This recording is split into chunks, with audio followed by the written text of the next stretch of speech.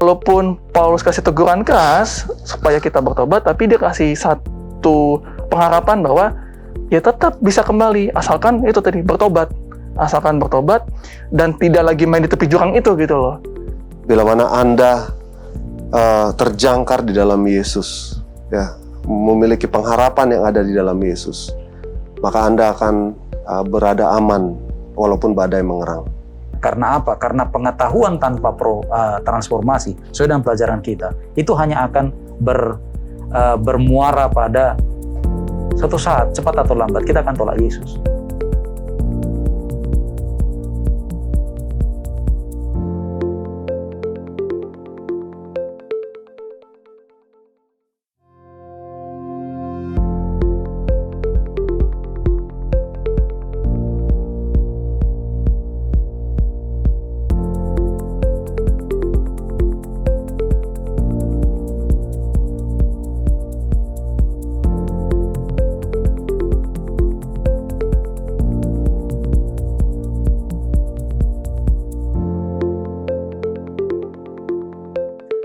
Shalom sahabat Hope Channel Indonesia di mana saja Anda berada. Senang sekali kita bisa bertemu kembali dalam program diskusi Sekolah Sabat. Setiap pekannya kita akan belajar pelajaran yang baru, yang fresh, dan tentunya sepanjang triwulan pertama tahun 2022 ini kita masih membahas mengenai kitab Ibrani. Pada hari-hari terakhir ini, pekabaran kitab Ibrani. Dan kembali saya mengingatkan bagi sahabat-sahabat, pemirsa, siapapun yang rindu untuk mempelajari buku Ibrani bersama-sama dengan kami di sini, kami akan mengirimkan buku seperti ini, buku Sekolah Sabat, yang dapat Anda pelajari per harinya, dan juga dapat Anda bersama-sama dengan kami berdiskusi di tempat ini. Jadi silahkan hubungi nomor call center Hope Channel Indonesia untuk mendapatkan buku ini secara gratis. Saya di sini sudah bersama dengan sahabat-sahabat yang akan berdiskusi bersama. Ada Pendeta Jesli, Shalom. Shalom. Ada Bang Edmund Situmorang, Shalom Bang. Shalom para pemirsa, Tuhan berkati. Juga ada Norman Tamunan, Shalom Norman. Shalom semuanya. Dan tentunya kita bersama dengan Pendeta Leroy Pakpahan, Shalom Pak Pendeta. Damai, shalom. Oke, kita saat ini sudah masuk di pelajaran ke-7. Judulnya adalah Yesus Jangkar Jiwa. Ini ada sesuatu nih nanti yang akan kita diskusikan mengenai judul ini. Tapi di bagian awal dari Sabat Petang dikatakan bahwa Paulus memberikan peringatan yang keras tentang bahayanya murtad dari Kristus. Ya, kita akan bahas ini di segmen selanjutnya, tapi saya mau tanya dulu teman-teman, pernah nggak dapat peringatan yang keras? Pernah sih, maksudnya. Kan kebetulan saya punya mama gitu kan, dia orangnya lemah lembut gitu lah ya. Sekalinya diem terus ngomong tuh, waduh, kok rasanya sakit hati, tapi benar omongannya gitu kan. Jadi ya peringatan keras itu pernah, dan memang kayaknya diperlukan kalau memang udah mulai keluar jalur lah gitu. Ini kalau boleh spill sedikit, karena apa? Waktu itu karena apa ya waktu itu ya? Waktu SMA kalau nggak salah. Iya, benar-benar anak SMA lah. Oke, Norman. Ya, pernah dapat peringatan yang keras, tetapi saya yakin itu untuk membangun karena beda-beda tipis sama dulu masih zaman jahiliyah. Jadi dari orang tua juga ya? Iya, dari orang tua, ada dari guru, dari dosen. Rupanya lumayan banyak peringatan kelas yang saya hadapi itu. Tapi itulah proses itu yang membentuk kita sehingga kita ada di sini. Oke. Kalau aku peringatan keras, waduh banyak sekali, soalnya bandel waktu kecil. Ini kenapa saya semeja dengan orang-orang bandel? Jadi sampai Dulu. saya sampai disebut silasak gitu loh. Oke. Jadi ya memang ini tantangan, tapi yang paling keras adalah karena berasal dari orang yang kita sayangi. Papa saya kebetulan, papa saya nggak pernah marah, tadi kayak Norman mamanya. Papa saya nggak pernah marah, tiba-tiba dia marah. Waktu itu saya bongkar komputer, di zaman itu komputer masih mahal ya. Saya bongkar. Tapi akhirnya saya jadi ahli komputer kok. Jangan khawatir. Tapi puji Tuhan oleh karena papa saya memberikan pandangan tersebut, saya bisa menjadi lebih mandiri zaman hari ini. Amin. Nah, kalau pendeta? Kalau pendeta mungkin memberikan peringatan keras? Ya sejauh yang saya ingat, orang yang kenal dengan saya seperti belum pernah memberikan peringatan keras ya, yang dibilang keras. Tapi bagi orang yang tidak kenal ya, karena saya ini kan dari SMA sampai mahasiswa tingkat 3, security kampus kan. Kami pernah dapat peringatan keras dari luar kampus. Mereka mau bikin penyerangan karena adanya sesuatu yang terjadi, kan begitu. Ada konflik antara orang kampus dengan maling yang datang dari kampung. Jadi di kampung dekat kampus itu. Ya demikian, jadi ada peringatan keras. Ya melalui kami, termasuk saya yang ada di garis depan, kan begitu waktu itu bersama dengan Bapak Siregar dengan saya. Jadi kami berdua seperti istilah cerita Rambo ya, datangi satroni satu kampung hanya dengan menggunakan pentungan. Jadi ada peringatan keras, ya luar biasa ya. Kira-kira gitu. Hanya itu yang paling membuat kita takut. Oh, oke, terima kasih pendeta. Jadi kalau saya simpulkan nih ada peringatan keras untuk memberikan ya memang peringatan gitu ya, dan juga mengubah jalan-jalan yang berbelok pada jalan yang lurus. Kita akan kembali lagi setelah yang satu ini.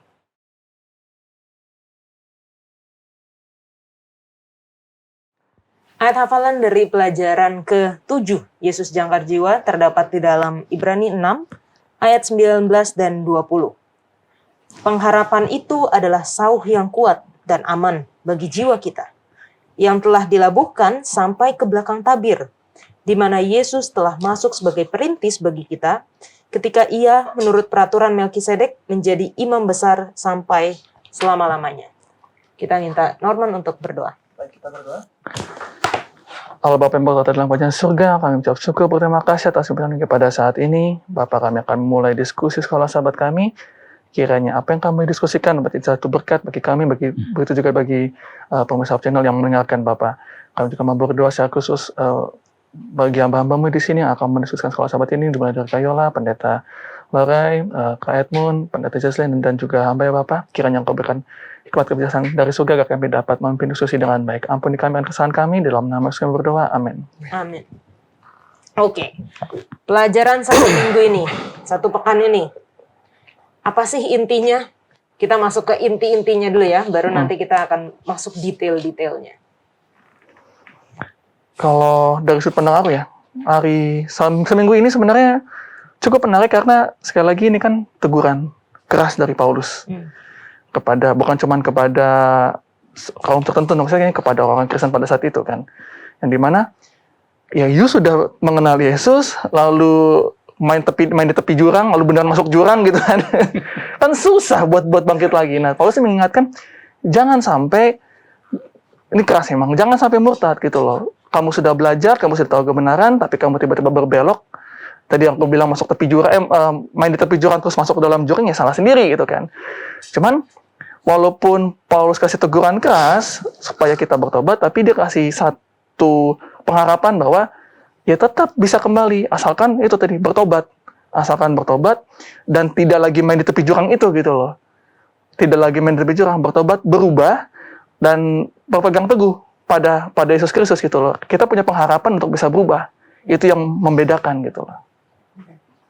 Oke, kalau yang saya dapat di sini dua hal yang menjadi ujian kita. Iman dan ketekunan. Inilah yang selalu menjadi ujian kita, apalagi di tema kitab Ibrani ini.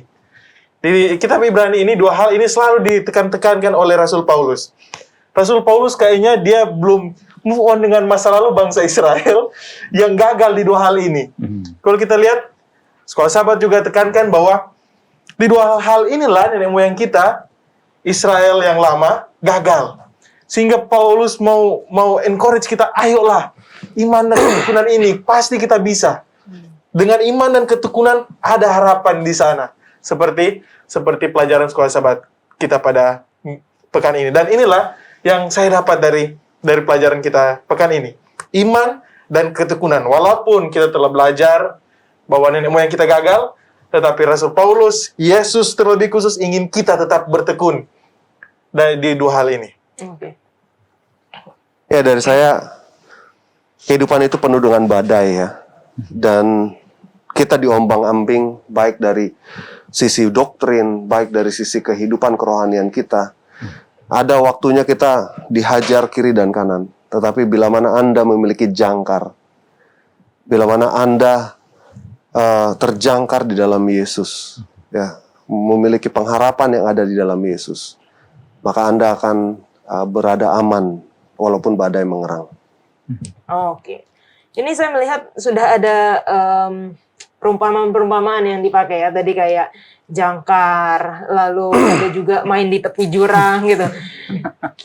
Saya nggak nanya pendeta dulu, kalau pendeta udah kesimpulan itu udah ditutup gitu ya. Jangan.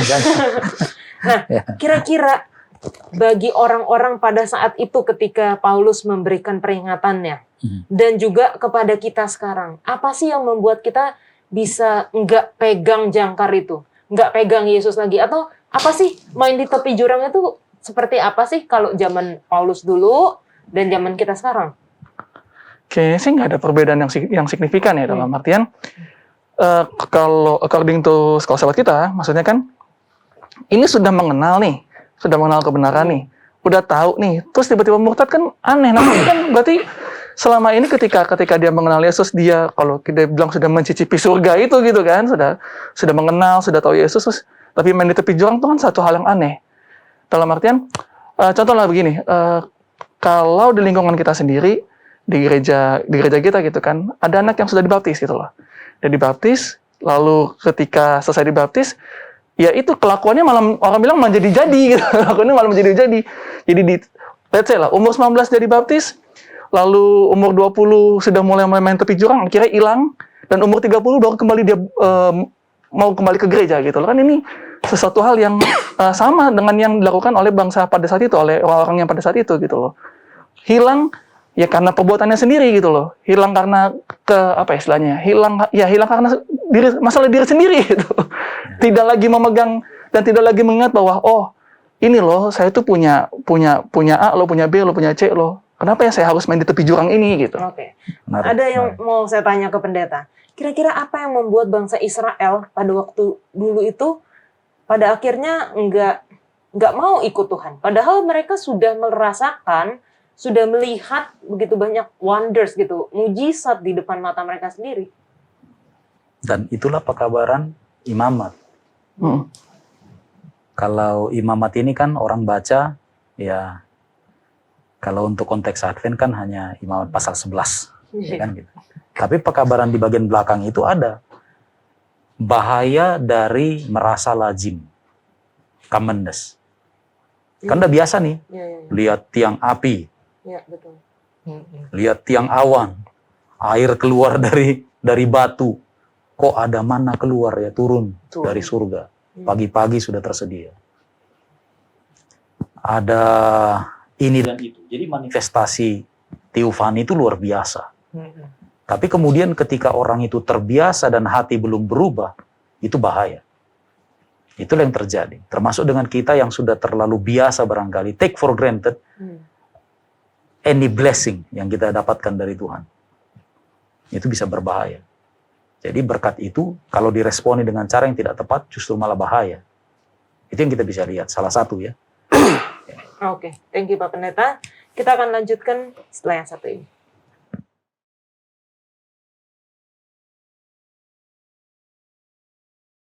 Ketika kita bicara tentang peringatan yang keras, ya, ini tentunya nggak dikasih ke sembarang orang.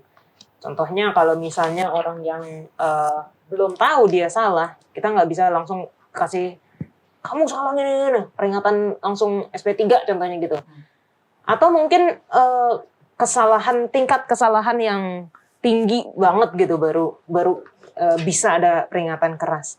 Tapi kalau kita melihat pelajaran kita sekarang, ini lebih kepada orang-orang yang memang sudah pernah tahu kebenaran. Di judul kita bahkan di sini mengecap firman yang baik, pernah mengecap karunia sorgawi, pernah mendapat bagian dalam Roh Kudus. Dan ini peringatannya lebih kepada kita ya, orang-orang Kristen yang sudah tahu tentang Tuhan Yesus dan juga sudah menerima karunia Tuhan Yesus ini. Kira-kira nih, bisa nggak? Pasti bisa sih. Menurut saya sih bisa. Orang yang mereka sudah dibaptis, tapi tidak benar-benar bertobat. Wah. Pada akhirnya kan tadi kayak Norman bilang, mereka ya udah dibaptis, tapi abis itu masih keluyuran, main di jurang gitu ya. Main di tepi Pada jurang. akhirnya, apa sih yang bisa kita tentukan bahwa orang ini tuh sudah pernah mengecap karunia sorgawi? Atau kita katakan orang ini tuh sudah pernah bertobat, tapi abis itu dia jatuh lagi. Bahkan peringatan keras yang Rasul Paulus dituliskan itu di sini dikatakan mustahil, tidak mungkin untuk dipulihkan lagi. Tidak ada lagi pengorbanan untuk dosa yang tersisa. Nah, ini menarik karena kata mustahil atau impossible dalam bahasa Inggrisnya diartikan di pelajaran hari Selasa ya. Itu berbicara mengenai ketidakmungkinan ini dalam bahasa Yunani untuk mereka yang telah murtad. Nah, kata murtad ini perlu juga kita telaah ya. Bagaimana seorang itu murtad? Tadi kan sudah disampaikan, mereka udah tahu kebenaran, tapi habis itu berbalik dari kebenaran yang mereka ketahui. Tapi lebih jelas di sini, di dalam ayat tersebut, gitu loh. Kalau kita melihat kepada ayatnya, dia berbicara mengenai mereka yang menyalibkan lagi anak Allah. Nah, ini pertanyaan yang besar buat kita pertanyakan. Kata menyalibkan lagi artinya apa itu? Gitu. Bagaimana kita bisa menyalibkan Yesus? Apa yang dilakukan oleh orang Ibrani dulu sehingga mereka menyalibkan Yesus? Karena mereka menolak siapa Yesus. Ya kan? Yesus harusnya menjadi raja yang mengatur mereka. Raja itu kan tugasnya itu kan, mengatur kehidupan kita kan. Tapi dia nggak mau diatur oleh raja ini. Dia mau raja lain. Kasih kami Barabas gitu loh. Daripada Yesus ini. Nah, adakah dalam kehidupan kita bisa murtad seperti itu? Kita mengetahui Yesus adalah satu-satunya jalan keselamatan menurut Kisah 4 ayat 12. Tidak ada jalan lain melalui Yesus. Nah, kalau Anda menolak Yesus, apalagi harapan buat Anda? Kepada siapa yang akan menyelamatkan Anda? Kepada dewa-dewa. Ya kan? Tidak ada yang bisa selamatkan Anda. Yang mau menyelamatkan Anda tolak. Anda udah tenggelam, tolong. Terus ada yang, ini tangan satu-satunya yang bisa kasih keselamatan. Anda bilang no. Dan apa harapan bagi Anda? Tidak mungkin. Itu kata impossible di situ. Itu yang saya baca dari firman Tuhan. Ya memang tidak mungkin dapat jalan keselamatan selain Yesus. Karena seperti yang kita belajar dari beberapa sahabat sebelumnya, dia pengantara, dia imam besar. Pengantara berarti orang yang menjamin kita. Kalau kita tidak ada penjamin, mau gimana kehidupan kita? Sehingga kayak katakan tadi, mustahil kalau kita mau selamat tanpa Yesus. Itu yang jadi kerucutnya di situ. Mustahil untuk dipulihkan tanpa Yesus. Karena cuma dia satu-satunya pemulihan, satu-satunya jalan kepada Bapa kita. Jadi tanpa dia mustahil ada pemulihan. Tetapi ketika kita datang kepada dia, itu tidak ada kata yang mustahil. Dan kalau kita lihat mengecap firman yang baik, mengapa Rasul Paulus tekankan mustahil untuk dipulihkan? Karena mereka tahu apa yang mereka tahu, terus tidak mereka bikin, itu yang membuat mustahil. Sehingga kalau kita lihat bersama-sama, Alkitab ingin mengatakan bahwa mereka pernah mengecap, mereka tahu, mereka belajar, tetapi apa yang membuat mereka mustahil untuk dipulihkan? Apa sebenarnya? Padahal mereka tahu loh. Mereka tahu. Kan belajar mereka. Belajar. Pikiran, bahkan kitab Ibrani katakan pikiran mereka diterangi. Berarti mereka belajar, mereka tahu persis. Saya yakin dan percaya bahwa pada saat itu imam-imam, orang ahli Taurat, orang Farisi tahu persis itu Yesus. Mereka belajar Yeremia, Yesaya, kitab-kitab perjanjian lama, mereka tahu persis. Tapi apa yang membuat mereka mustahil untuk datang kepada Yesus? Mustahil ada pemulihan di pada mereka. Karena kenapa? Karena mereka tidak mau datang kepada Yesus karena bahwa cuma Dia satu-satunya jalan kepada keselamatan.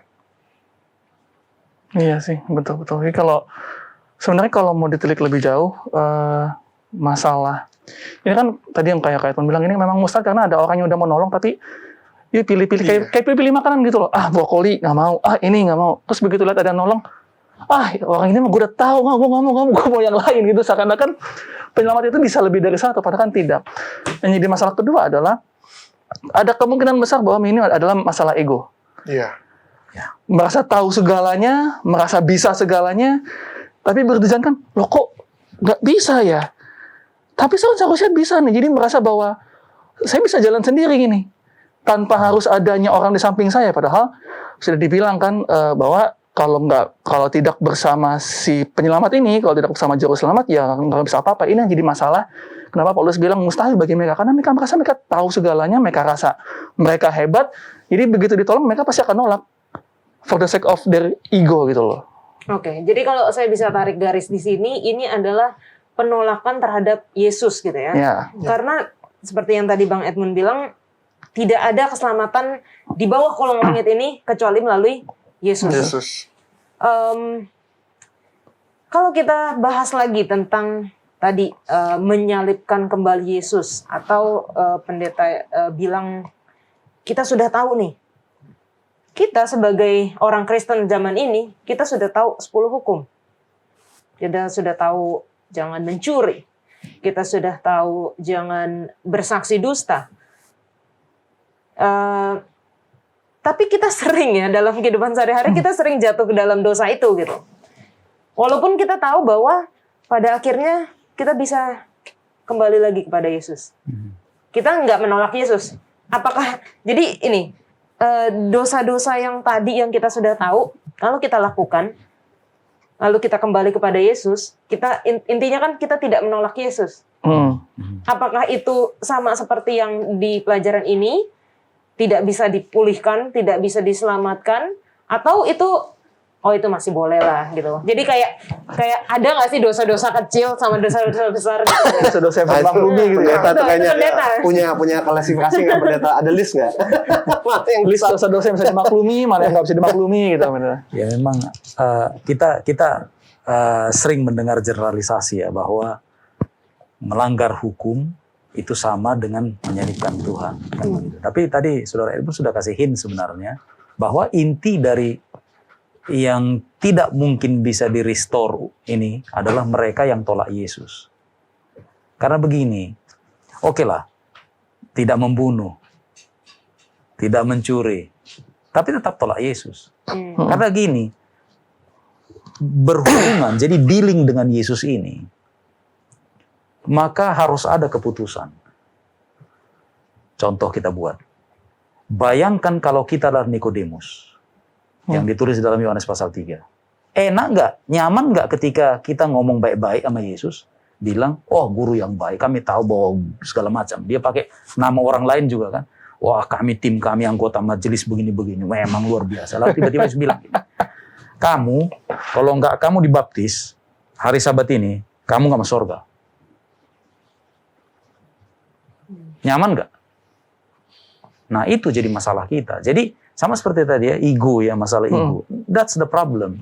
Jadi inilah orang-orang Ibrani yang sudah tahu kebenaran itu, enak dibaca, tapi begitu encounter Jesus personally, Yesus bilang begitu. Nyaman nggak? Kita kan sudah ada punya set doktrin di sini. Kita udah nyaman di sini. Ya udah, nggak usah diganggu-ganggu lagi. Tapi Yesus bilang no. Nggak ada, kau harus terima saya. Kalau nggak terima sama, kau nggak selamat. Kamu itu bukan anak Abraham lagi. Kamu anak setan. Nyaman nggak dengar gitu? Sama seperti khotbahnya Yohanes Pembaptis. Mana enak dengar Yohanes Pembaptis ngomong. Tapi kalau nggak kita yang ditegur, memang enak. Iya kan? Kita paling senang dengar khotbah yang kritik-kritik gitu ya. Oh, untuk dia itu. Tapi untuk dia gitu. Tapi begitu itu untuk kita. Bener pendeta. Langsung kita bilang, ini nggak benar, ini pendeta. That's the problem. Dan itulah Yesus. Karena dealing dengan Yesus, menuntut kita untuk bikin respon. Tolak atau terima. Dan kebanyakan orang in personal level akan katakan, kalau itu sudah bicara kasus kita ya, diungkap kita siapa, akan kita bilang, toh tahu kamu, Tapi lihat, banyak orang kan, seperti perempuan Samaria. Dibuka dosa dia.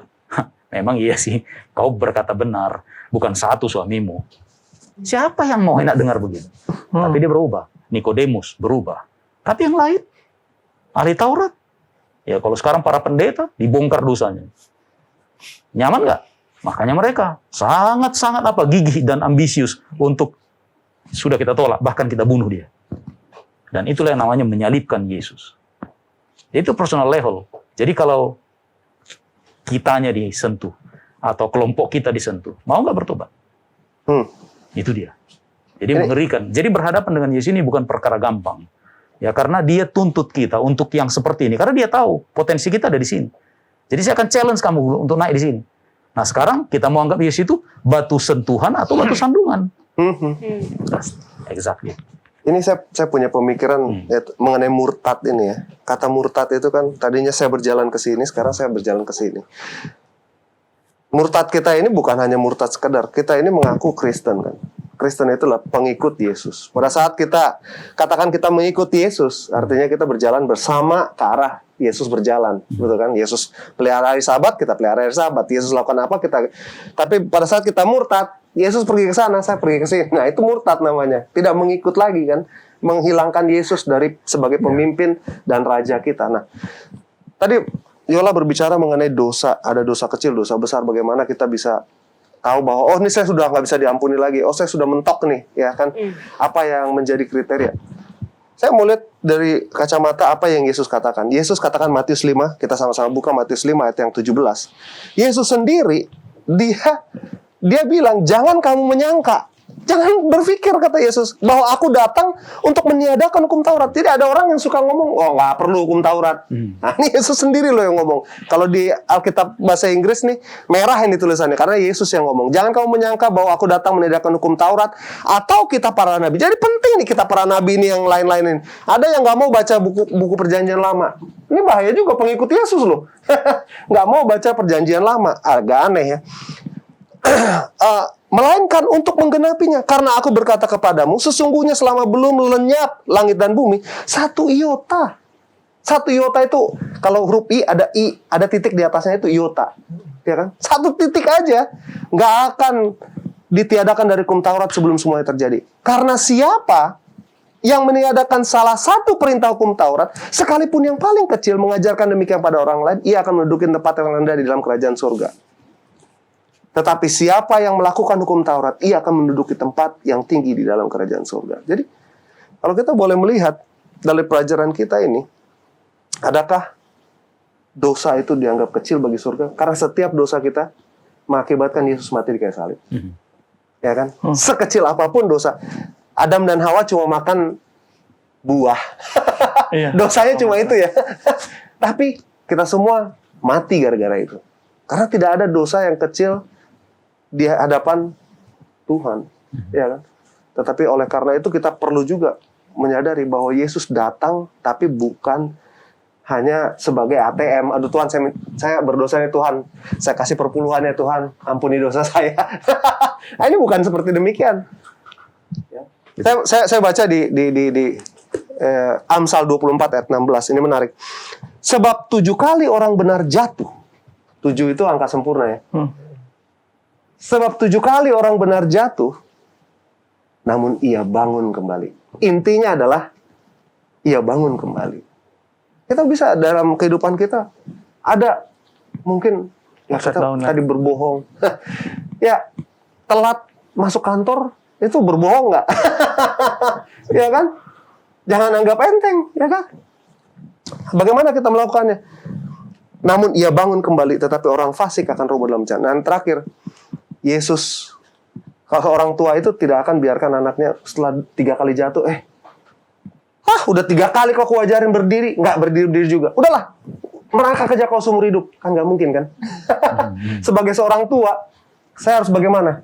Mau 7 kali kayak, mau 100 kali kayak itu anak jatuh, bagaimana? Sebagai orang tua, saya akan tuntun dia untuk bisa berdiri. Ya kan? Dan itu Yesus. Matius 1 ayat 21 katakan, engkau akan menamai dia Yesus, karena ia akan menyelamatkan umatnya dari dosa mereka. Bukan dalam dosa mereka, ditarik keluar dari dosa mereka. Jadi Pengharapan kita hanya kepada Yesus menarik kita keluar dari dosa kita. Hanya itu. Tanpa Yesus, there is no salvation. Ini menarik karena penolakan terhadap Yesus itu enggak dalam satu malam gitu ya. Enggak dalam satu action. Saya nolak Yesus. Udah, saya nggak murtad, saya nggak akan bisa kembali lagi. Tapi in daily life, di setiap hari, setiap pagi, saya mau nggak terima Yesus lagi. Because it's a relationship kan? Iya. Hubungan itu kan? Dengan orang, bukan dengan kegiatan. Ya kan? Dengan orang tersebut. Kalau saya baik dengan dia, saya bersahabat dengan dia, saya akan terima dia sebagai teman. Tapi kalau semakin hari, saya semakin menjauh, dan kegiatan saya semakin buruk sama dia, I lost it. Betul. My relationship. Betul. Oke. Thank you Bang Edmund. Thank you semuanya. Kita akan lanjutkan setelah yang satu ini.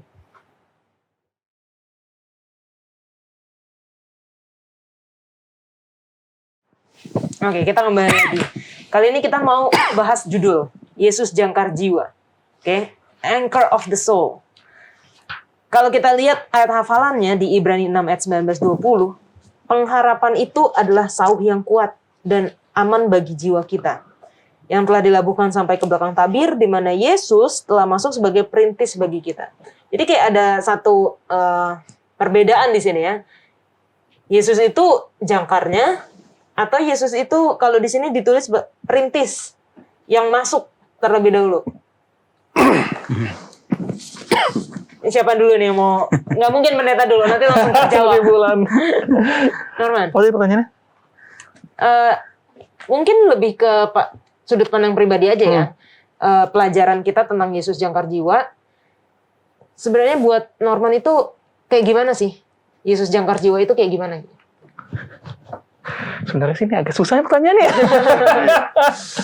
Agak susah karena kalau mau dibilang jangkar, ya kan sebenarnya diibaratkan seperti kapal gitu kan. Kapal dia punya jangkar, ketika dia berlabuh dia turunkan jangkarnya agar tidak goyang kemana-mana gitu kan. Sementara di Alkitab dibilang bahwa ya jangkar itu pengharapan itu gitu loh.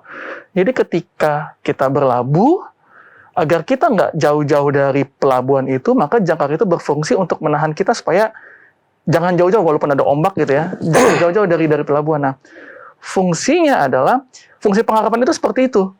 Bahwa ketika kita berharap pada pelabuhan kita, pada batu karang kita, pada Yesus Kristus, ya kita jangan jauh-jauh dari situ. Gitu. Jadi memang fungsinya lebih kepada pengharapan sih, lebih kepada belief, lebih kepada kepercayaan bahwa oh ya Yesus akan menyelamatkan. Nah, dia nahan kita supaya kita sebagai kapal nggak terlalu menjauh nih dari pelabuhan itu. Oke. Kalau tadi Norman bilang susah, kita ke pendeta. Oke, jangkar. Sama kayak tadi Dora, memang jangkar selalu digunakan kapal agar tidak berpindah tempat dan tetap terus di tempat yang sama. Berarti kalau kita ibaratkan dengan kita ini adalah kapalnya, dan ada jangkar yang harus digunakan untuk menambat sehingga kita tidak berpindah-pindah. Jadi jangkar di sini menurut Kayola apa? Lagi. Sebelum lanjut kita harus balik ke ayat hafalan kita. Pengharapan itu sauh yang kuat dan aman bagi jiwa kita, yang telah dilabuhkan ke belakang tabir, di mana Yesus masuk sebagai perintis kita, dan selanjutnya. Berarti apa di sini katakan? Pengharapan itu adalah jangkar yang kuat. Jadi kalau kita lihat ayat hafalan di sini, pengharapan adalah jangkar yang kuat. Jangkar yang kuat sehingga kita tetap terus berpegang terus. Ketika ada ombak, sama seperti kayak teman tadi bilang, ada ombak dari kiri, ada ombak dari kanan, ada angin yang kuat. Karena ada jangkar, kita tetap stay. Tetap kita steady di situ. Kita tidak berpindah kemana-mana. Karena ada apa? Ada jangkar. Coba kalau kita tarik jangkar kita, wah, bisa kemana-mana kita itu. Bisa tertabrak dengan daratan, diombang-ambing. Tengah laut ternyata ya. Tetapi karena ada jangkar ini, ada pengharapan ini, kita tetap diam, kita tetap stay, walaupun bagaimanapun kuatnya ombak, kuatnya terpaan angin, dari segala sisi, tetapi karena ada jangkar, ada pengharapan ini, kita tetap stay dan terus berpengharapan dengan menanti bahwa pasti setelah cuaca ini baik, kita bisa terus lanjut. Tetapi untuk menghadapi cuaca yang buruk ini, kita perlu ini jangkar, pengharapan, agar kita tetap diam dan terus bertahan. Oke, langsung ke pendeta aja deh. Ya, Sister Yola kan pianis ya, tahu lagu itu ya. Apakah jangkar akan tahan? Nah, yang jadi persoalan kadang begini, dalam lagu Sion disebutkan bahwa jangkar itu kan bagian kita. Walaupun pengharapan kita yang adalah jangkar itu adalah atas Yesus juga. Dan Yesus dalam gambaran ini sering dianggap sebagai batu karang. Dalam lagu ya. Tapi dalam Ibrani pasal 6 ini, coba perhatikan ada 2 simbol yang dibuat ya. Satu namanya jangkar atau sauh, atau dalam bahasa Yunani disebut dengan agia, jadi angkira ya, angkira ya, angkor kan, angkira itu dari bahasa Greka ya, angkira. Sementara kemudian di 20 disebutkan ada yang lain, yaitu namanya perintis, seperti kelas di Pathfinder 1, perintis ya. Atau dalam bahasa Yunani disebut dengan prodromos ya, prodromos. Jadi angkira dengan prodromos. Nah, sekarang coba perhatikan ayat ini, flow-nya kita lihat bahwa yang disebutkan bahwa ini pengharapan itu kita. Jadi kita punya bagian kita yang kemudian dilabuhkan sampai ke belakang tirai. Di mana kan disebutkannya, di mana Yesus telah masuk. Jadi berarti si jangkar ini nempel pada si perintis. Nah, pertanyaan sekarang, berarti Yesus apa? Bukan jangkar, tapi diperintis.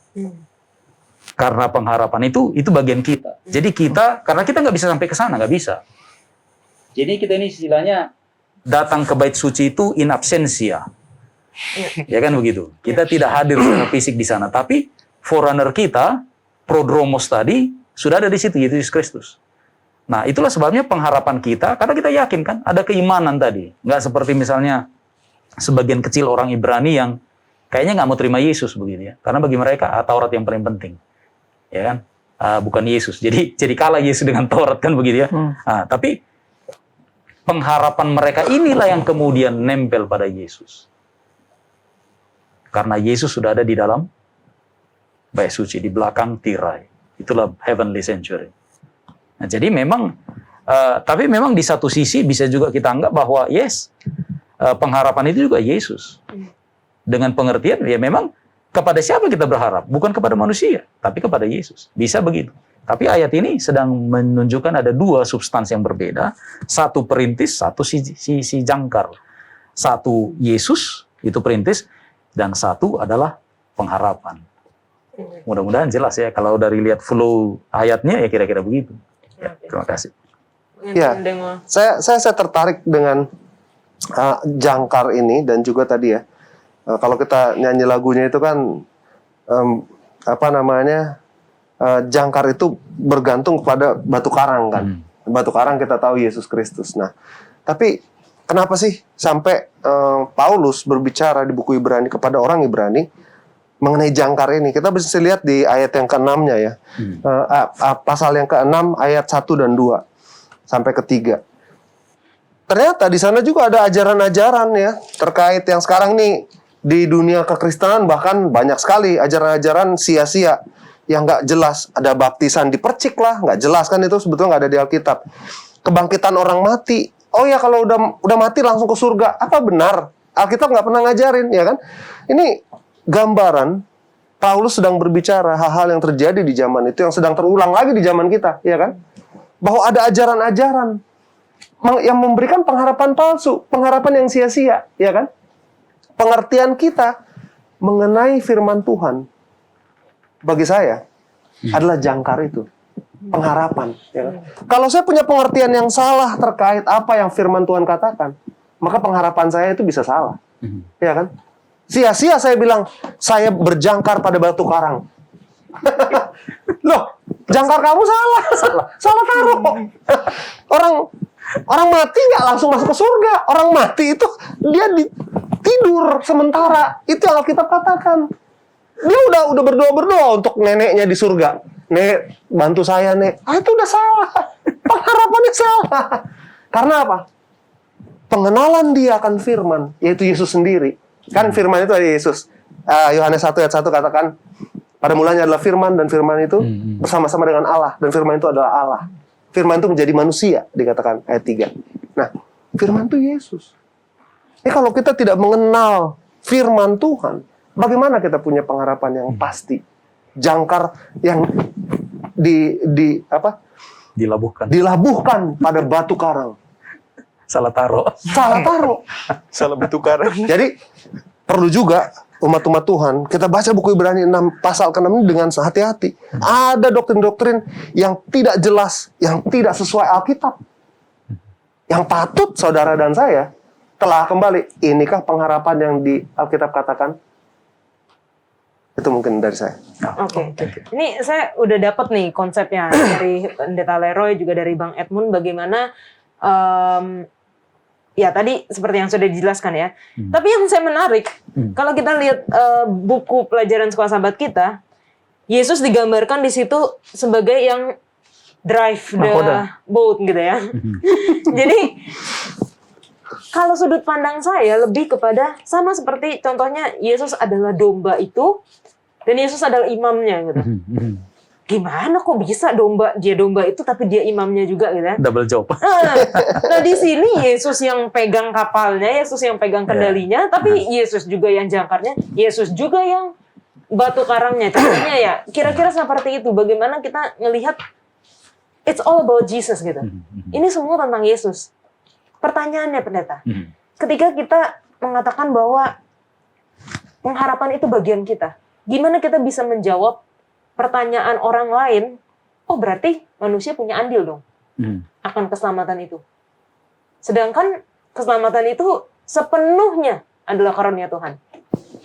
Baik, jadi masih ingat dengan 1 Korintus 13 ayat 1 itu kan bicara kasih itu ya. Tapi kan ini diapit oleh pasal 12, pasal 14 yang bicara tentang karunia rohani. Jadi kasih yang disebut di situ bukan kasih antara si laki-laki dan perempuan pacaran, bukan ya. Tapi itu kasih dalam konteks the gift of Holy Spirit. Nah, tapi perhatikan di ayat 13. Mungkin sama-sama kita baca di ayat 13-nya langsung. Jadi kita udah tahu yang penting itu adalah mengenai kasih. Hanya untuk klarifikasi saja, itu bukan kasih antara si laki-laki dan si perempuan ya. Coba ada yang mau baca? 13.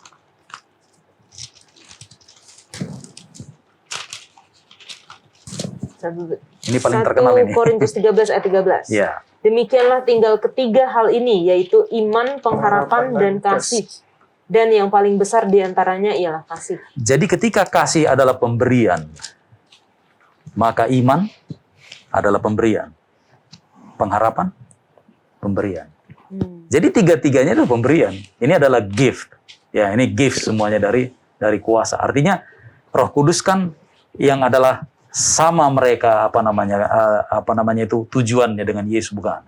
Jadi begini, kita tidak bisa bilang bahwa oke lah pengharapan berarti itu andil saya karena saya yang mengembangkan. Oh tidak, karena pengharapan itu muncul hanya ketika kita memperoleh iman, yakin kita, lalu kita berpengharapan. Seperti misalnya seorang bapak berjanji, "Nak, don't worry, bapak akan segera pulang." Yakin ya? Dan anak itu percaya, dan oleh percayanya dia berharap bapaknya pulang, kan begitu. Jadi sekarang saya mau tanya, apakah kemudian datangnya bapak itu ada hubungannya dengan kekuatan anak ini punya pengharapan? Tidak juga, karena itu pemberian. Jadi tidak ada seorang pun yang bisa mengambil kredit atau mengatakan this is my merit, makanya saya bisa selamat karena saya punya pengharapan luar biasa. Oh tidak, itu pemberian juga tetap gitu kira-kira. Ya ini saya menarik karena ya lagunya itu jelas ya lagunya. Kalau kemudimu Tuhan pegang, ya kan kata-katanya. Kalau berjangkar di atas karang dan kemudimu Tuhan pegang, bila angin keras datang melawan, pastikan jangkarmu bertahan. Nah, ini pertanyaan yang semua orang pengen tahu. Terus apa usaha saya untuk selamat? Filipi 2 ayat yang ke-12 menjawab. Hai saudara-saudaraku yang kekasih, Filipi 2 ayat 12. Kamu senantiasa taat katanya. Karena itu tetaplah kerjakan keselamatanmu dengan takut dan gentar. Wah, keselamatan itu harus dikerjakan dengan takut dan gentar. Nih, bahaya juga nih. Berarti saya harus berusaha keras nih untuk selamat, gitu kan. Tapi terlebih pada pula sekarang waktu aku tidak khawatir. Saya senang karena ayat ini tidak berhenti di ayat 12. Ada ayat 13-nya. Ini adalah pengharapan buat kita. Karena siapa di situ dikatakan? Allah. Allah lah yang mengerjakan. Allah mengerti. Mengerjakan apa? Di dalam kamu, baik kemauan maupun pekerjaan menurut kerelaan. Jadi nggak boleh berhenti di ayat 12 ya? Ya, jadi bahkan bukan pekerjaan doang, bukan kita berbuat baik dan kemauan untuk berbuat baik itu datangnya dari Allah juga. Ya. Kemudi itu Tuhan yang hati kita mau memberikan kepada orang miskin. Itu dari Tuhan. Mau melakukan kehendak Tuhan, perintah Tuhan, pelihara hari Sabat, tidak melakukan hal-hal yang jahat. Itu Tuhan yang berikan kemauan tersebut. Karena Filipi 1 ayat 6 dikatakan, hal ini aku yakin sepenuhnya. Masih satu sambung tuh ya. Yaitu ia yang memulai pekerjaan yang baik di antara kamu akan meneruskannya. Kalau dalam bahasa Inggrisnya will complete it in you. Akan memenuhinya, membuat sempurna. Meneruskannya. Dikatakan sampai pada akhirnya pada hari Kristus Yesus. Jadi Tuhan punya rencana buat saudara dan saya untuk memulihkan kita sepenuhnya di dalam Dia. Tidak ada yang kurang, tidak ada yang defect. Sempurna nanti Tuhan akan persembahkan kita di hadapan Bapa melalui proses yang Dia mau berikan bagi kita. Tadi kemauan yang Dia berikan. Jadi kemudinya gimana Tuhan yang perintah ya? Karena Dia yang berikan keinginan. Keselamatan itu dari Dia. Bahkan dari usaha dan segala macamnya dari Dia semua. Pemberian tadi pendeta bilang. Kasih, pengharapan, dan iman. Tiga-tiganya dari Tuhan.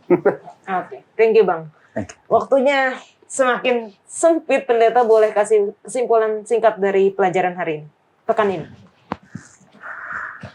Kita mempunyai pengetahuan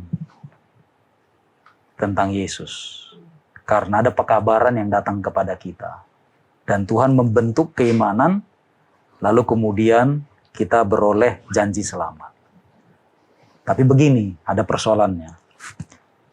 Kecuali yang namanya pengetahuan itu berubah menjadi mentransformasi jiwa, itu tidak akan ada gunanya. Karena apa? Karena pengetahuan tanpa transformasi, sesuai dengan pelajaran kita, itu hanya akan bermuara pada suatu saat, cepat atau lambat, kita akan tolak Yesus. Tidak berjangkar Dia. Akan tolak. Karena kita akan hanya terima, iya, saya yang penting tidak ganggu orang, begitu. Ya kan? Iya, betul. Padahal dalam ajaran Yesus bukan soal tidak ganggu orang. Malah kita disuruh ganggu orang. Ganggu orang maksudnya supaya terima Yesus begitu. Kau terima Yesus. Dan itu terjadi pada diri kita. Kan enak kan? Tidak ada. Jadi comfort zone. No problem at all.